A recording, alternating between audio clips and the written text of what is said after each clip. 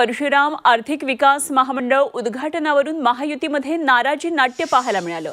महामंडळाच्या इमारतीचं उपमुख्यमंत्री अजित पवार यांनी उद्घाटन केलं। अजित पवारांनी 10 मिनिटं आधीच उद्घाटन केल्यानं भाजपच्या खासदार मेधा कुलकर्णी नाराज झाल्या। मेधा कुलकर्णी यांनी थेट अजित पवारांसमोर आपली नाराजी व्यक्त केली। यावेळी आपल्याला माहिती नव्हतं असं अजित पवारांनी कुलकर्णी यांना सांगितलं आणि त्यावेळी असं कसं म्हणत मेधाताईंनी नाराजी व्यक्त केली। मेधा कुलकर्णी यांच्या नाराजीनंतर अजित पवारांनी पुन्हा एकदा या इमारतीचं उद्घाटन केलं।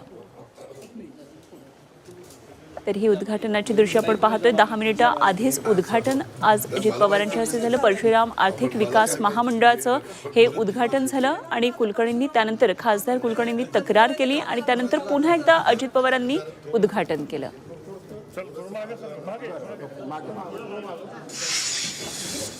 माझी त्यांना विनंती राहील की तुम्ही घोषित करा, रात्रीची वेळ घोषित करा, पहाटेची करा, कधीची करा, आम्ही वेळेत येऊ। वेळेआधी 1 मिनिट पण आम्हाला उशीर झाला तर थांबू नका, पण आम्ही वेळेच्या आधी 10 मिनिटं येऊन सुद्धा कार्यक्रमामध्ये सहभागी होता आलं नाही। परशुराम महामंडळ झाले, त्याची वास्तू झाली, याचा आम्हाला अभिमान आहे।